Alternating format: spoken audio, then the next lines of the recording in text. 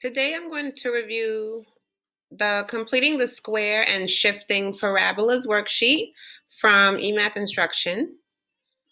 I'm going to make this video in more than one part so that it's not too long. I'm going to start with exercise 1. Emathinstruction assumes that in Algebra 1 you already learned how to complete the square, so it doesn't really go into much detail in the strategy. So I'll just try to do that with you. So the function y equals x squared is shown already, graphed on the grid below. Consider the equation y equals x squared minus 8x plus 18. Using the method of completing the square, write this equation in the form y equals x minus h squared plus k. And this is called vertex form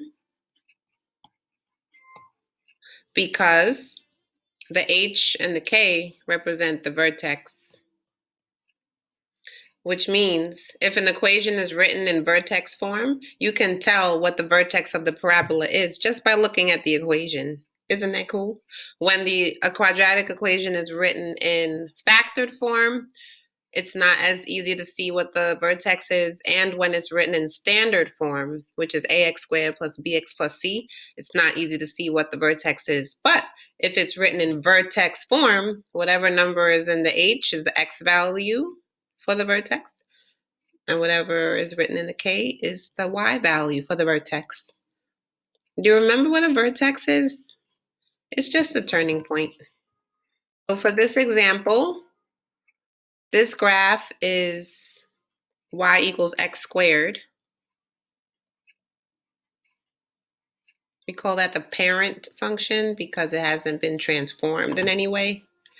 And the vertex is 0, 0. Because that's where the parabola changes direction. At the vertex, the parabola turns and it stops decreasing and starts increasing. So how do we write y equals x squared minus 8x plus 18 in vertex form? So the first step is to focus on the x squared minus 8x.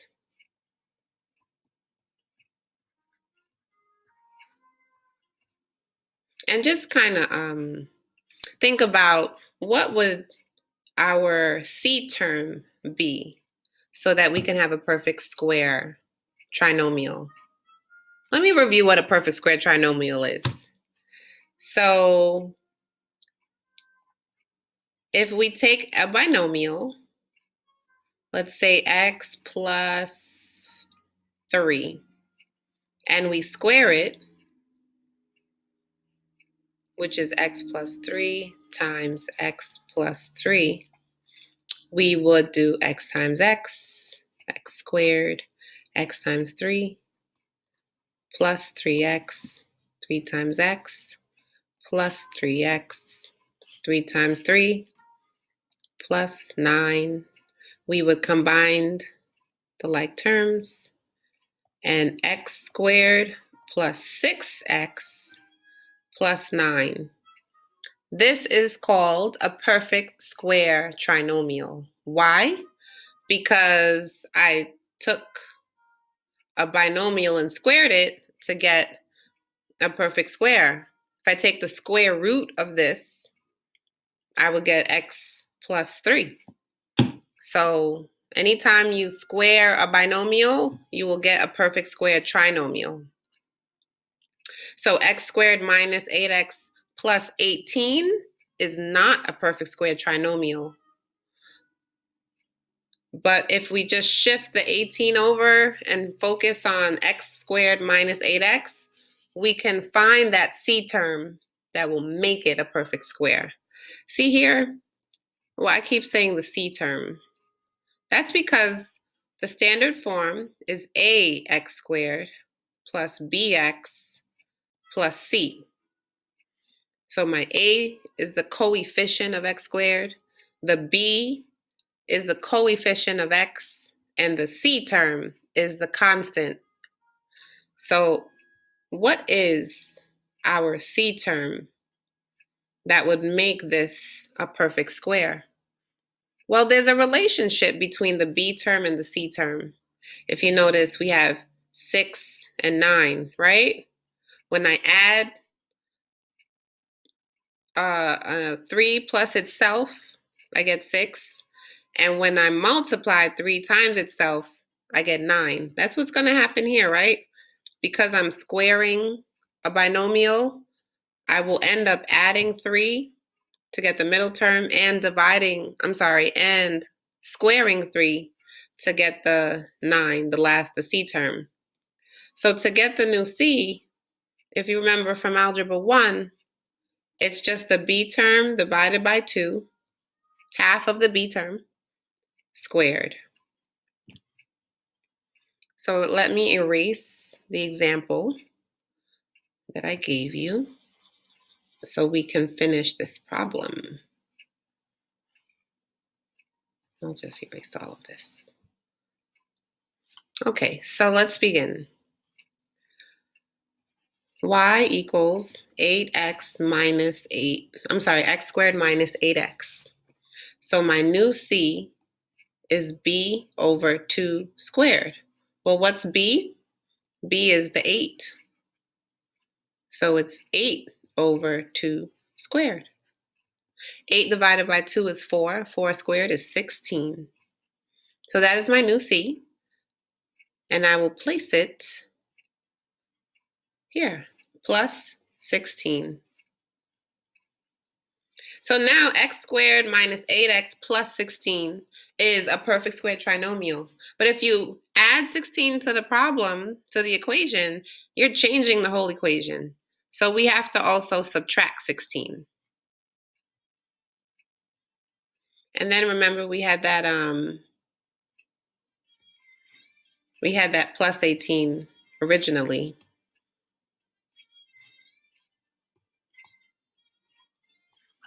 So this part is the perfect square trinomial that I can write in this form, x minus h squared.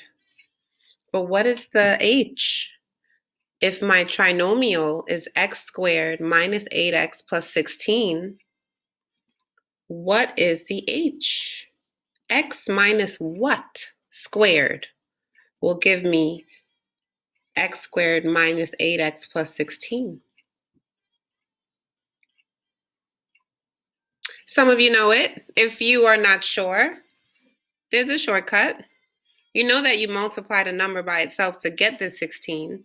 So just take the square root of this number to find out the h. The square root of 16 is 4. So I can rewrite this as y equals x minus 4 squared. And now I have to combine these two terms. Negative 16 plus 18. That is 2 plus 2. I have just rewritten the equation that was given in standard form, and now it's in vertex form. So describe how the graph of y equals x squared should be shifted to produce the graph of y equals x squared minus 8x plus 18. Well, now it's very easy to see because the equation is written in vertex form now. The vertex is 4, 2.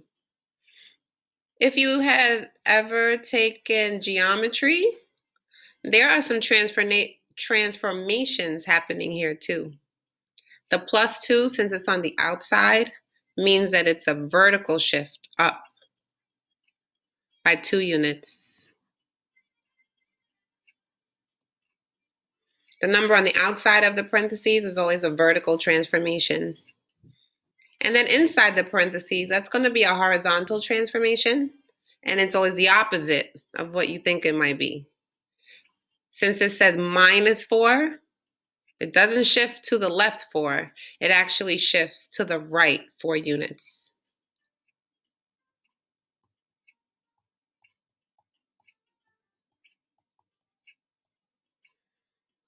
So remember, vertical shifts are outside the parentheses and they move up or down.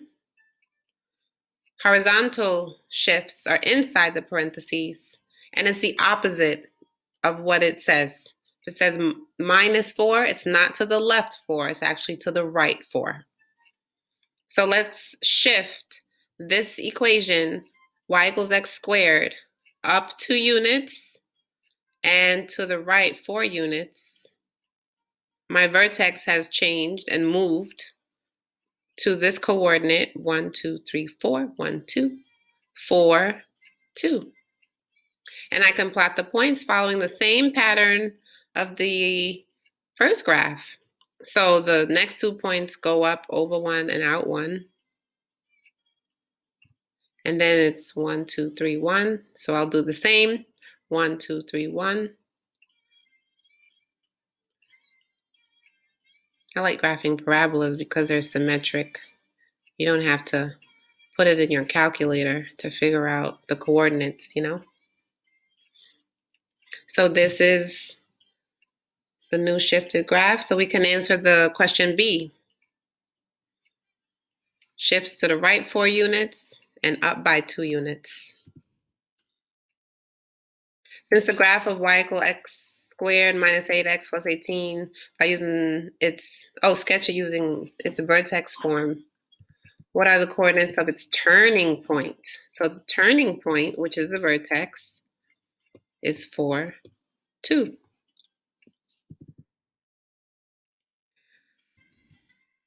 Okay, I'm going to skip that one.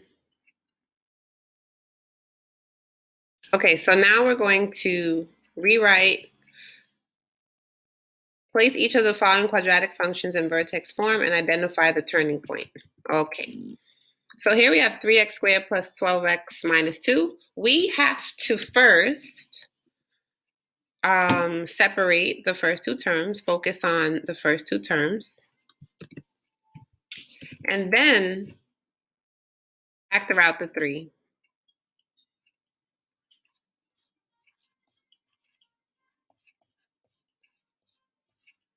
At minus 2, I'm going to leave some space. So now we're going to figure out how we can complete the square x squared plus 4x. The strategy of completing the square can only be used on when the coefficient of x squared is 1, which is why we had to factor out a 3. So now we're just going to look at x squared plus 4x and get the new c that makes it a perfect square trinomial. So the formula for c is b over 2 squared. So our b is 4, the middle term.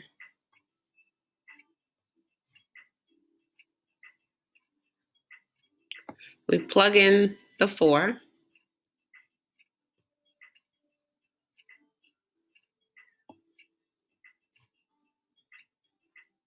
Into the formula.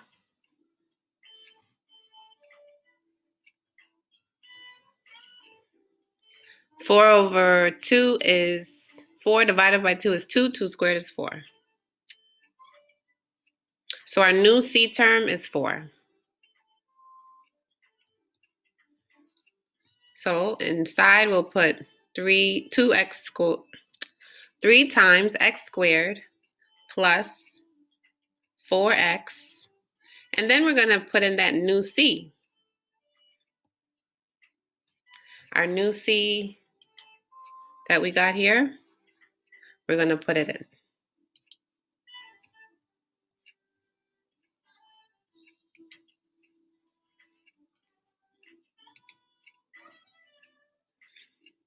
Now, because we added the 4 inside of this parentheses, which is actually being multiplied by 3, we're going to have to subtract the 4 that is also being multiplied by 3. And don't forget the minus 2.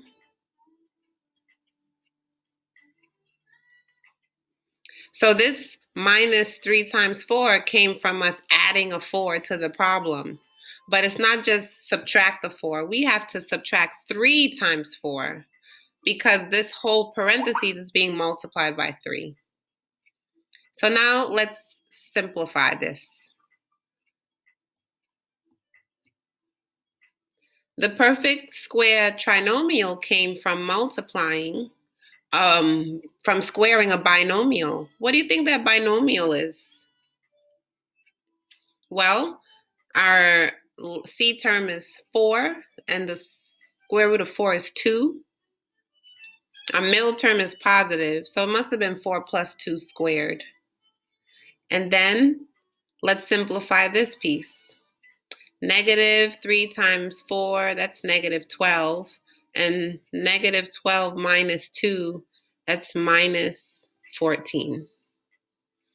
So since we have rewritten the equation in vertex form, we can say what the vertex is now.